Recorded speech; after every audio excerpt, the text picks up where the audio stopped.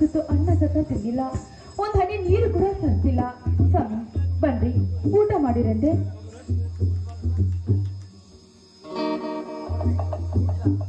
ಊಟ ಯಾರ ಸಂತೋಷಕ್ಕೆ ಊಟ ಮಾಡಲಿ ಜಾನಕಿ?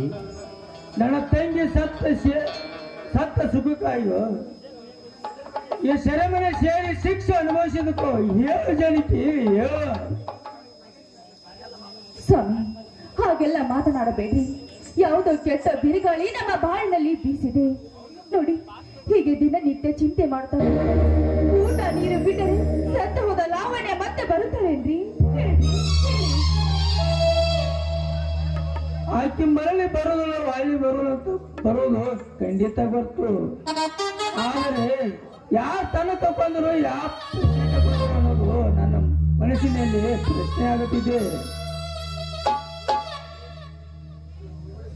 ನೋಡಿ ಸ್ವಾಮಿ, ಯಾರೇ ತಪ್ಪು ಮಾಡಿದ್ರು ಇಂದಿಲ್ಲ ನಾಳೆ ಶಿಕ್ಷೆ ಅನುಭವಿಸ್ತಾರೆ. ಧರ್ಮದ ಹೇಟಿಂದ ತಪ್ಪಿಸ್ಕೊಂಡ್ರೆ ಕರ್ಮದ ಹೇಟಿಂದ ತಪ್ಪಿಸೋಕೆ ಸಾಧ್ಯವೇ ಇಲ್ಲ ರೀ, ಇಲ್ಲ. ಕರ್ಮದ ಕುದುರೆಗೆ ಸವಾರಿ ಮಾಡೋದು ಕಾರ್ಬಾರ. ಕರ್ಮದ ಕಣ್ಣಿನಿಂದ ನಮ್ಮಂತ ಅಮಾಯಕರ ಮೇಲೆ ಮಾಡುವುದು ದರ್ಬಾರ.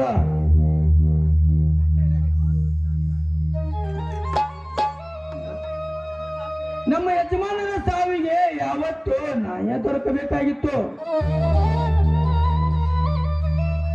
ಸ್ವಾಮಿ ಯಜಮಾನ ಸಾವ ಯಾರೇ ಅವರು? ಏನು ಹೇಳ್ತಾ ಇದ್ದೀರಾ ನೀವು? ಚೆ ಹಾಗೆ ಏನು ಬಾಯಿ ತಪ್ಪೆಂದೇ ಬಿಟ್ಟೆ, ಏನೂ ಬಿಡಲ್ಲ ಜಾಣಿಕೆ.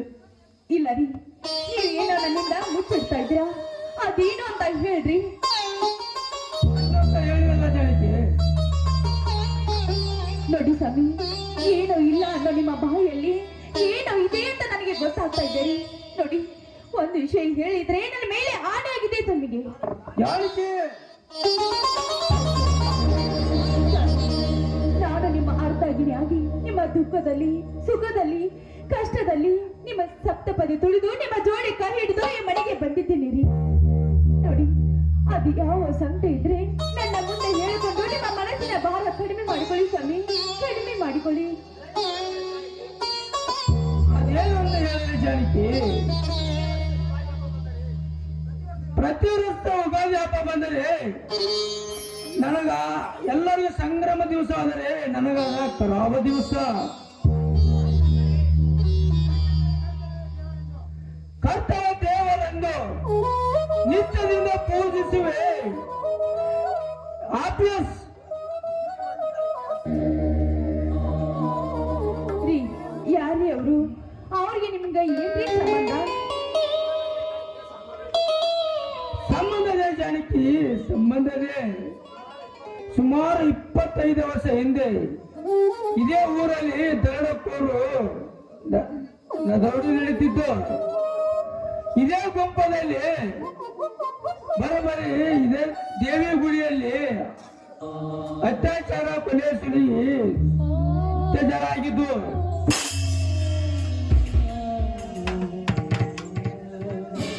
ಇದೇ ಊರಿಗೆ ಇಂದಿನ ಸಾಯಿಬರು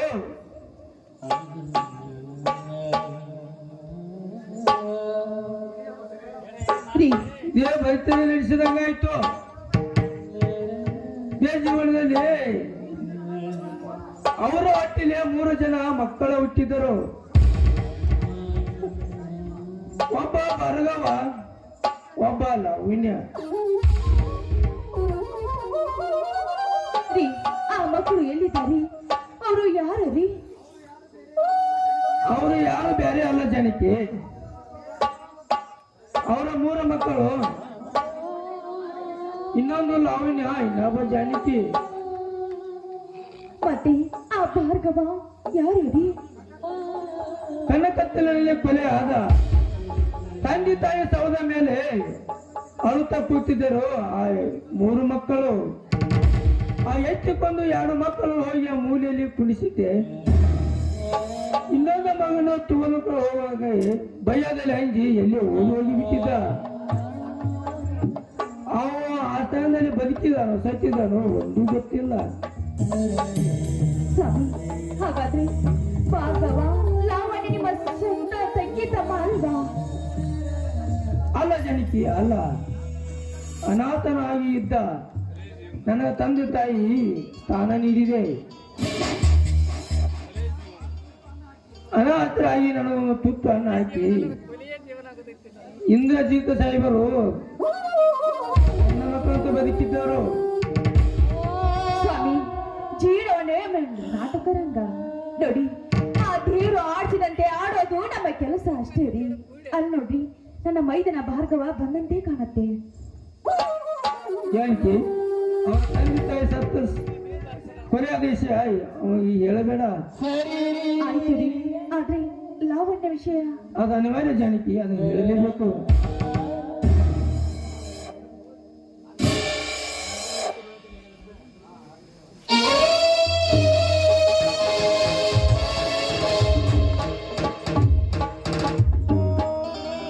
ಅಣ್ಣ ಆತಿಗೆ ಮೈದನ ಬಾರಪ್ಪ, ಭಾರ್ಗವ ಈಗ ಬಂದೇನಪ್ಪ.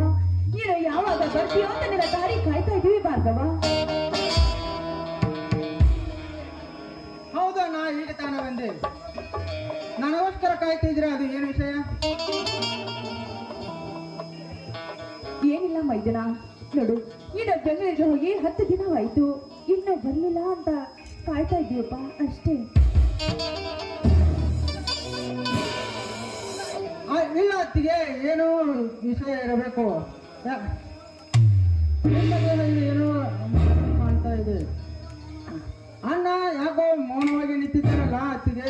ತಂಗಿ ಲಾವಣ್ಯ ಏನು ಕಾಣ್ತಾ ಇಲ್ಲ. ಇನ್ನೇನಿದ್ದಲ್ಲಪ್ಪ ಲಾವಣ್ಯ ಮುನುಗುವ ನಕ್ಷತ್ರ ಅಲ್ಲಿ ಕಾಯಿಂದ ಆಯದಲ್ಲಿ ಹಾಗೇ ಕೂತಿದ್ದಾಳೆ. ಅದು ಅಣ್ಣ, ಇದೇನು ಹೇಳ್ತೀರ ನೀನು?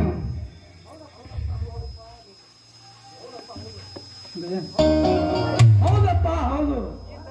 ಭಾರತ ಲೋಕಕ್ಕೆ ಪ್ರಯಾಣ ಬೆಳೆಸಿ ನಮ್ಮಿಂದ ಬಹಳ ದೂರ ಹೋಗಿದ್ದಾಳಪ್ಪ, ಬಹಳ ದೂರ ಹೋಗಿದ್ದಾಳು.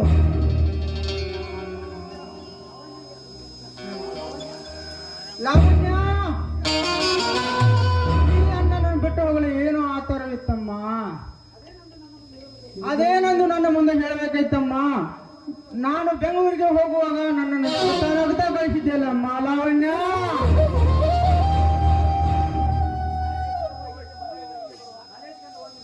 ಕಾಲೇಜಿನಿಂದ ಹೊಳ್ಳಿ ಮರಳಿ ಮನೆ ಬರುವಾಗ ಯಾರೋ ಕಿರಿಗೇಡಿಗಳು ಜೋರಾಗಿ ಹೊಟ್ಟಿಗೆ ಹೊಡೆದಾರಪ್ಪ, ಹೊಟ್ಟಿಗೆ ಹೊಡೆದರು.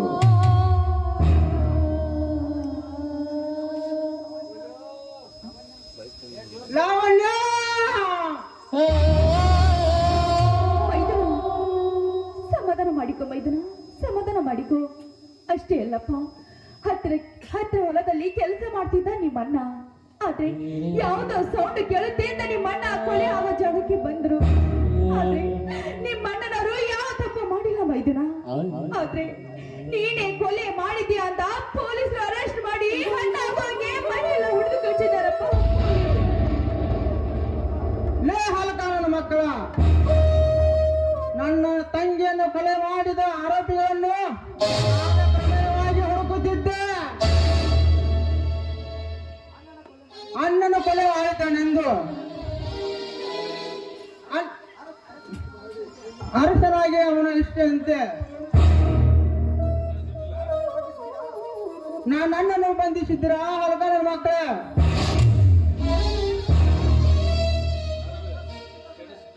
ನಿಮ್ಮ ಬಡ ಸಮೇತ ಕೆತ್ತ ಹಾಕುವೆ.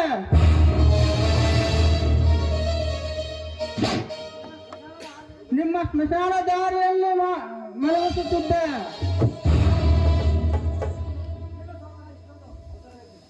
ನಿಲ್ಲು ಸೋದರ,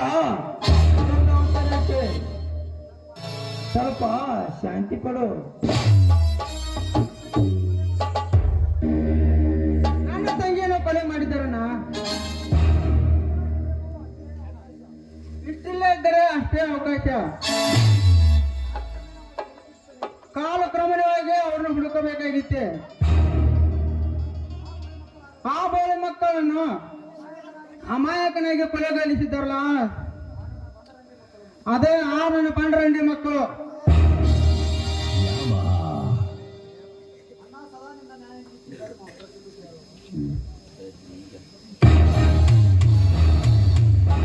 ಭಾರ್ಗವ ಬೇಡಪ್ಪ, ನನ್ನ ಮಾತು ಕೇಳು ಭಾರ್ಗವ. ಇಲ್ಲ ಭಾರ್ಗವ,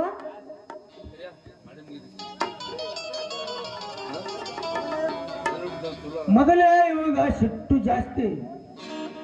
ಇವು ಸರನೆ ಕಡಲು ಒಡೆದು ಹೋಗಿದೆ. ಹೌದು, ನನ್ನ ಮೈದನ ಮುಂಗೊಪ್ಪಿ ಆ ತಾಯಿ ಕರಿಯಮ್ಮ ದೇವಿನೇ ನನ್ನ ಮೈದನನ್ನು ಕಾಪಾಡಬೇಕು ಸ್ವಾಮಿ, ಕಾಪಾಡಬೇಕು. ಬನ್ರಿ ಒಳಗೆ ಹೋಗೋಣ.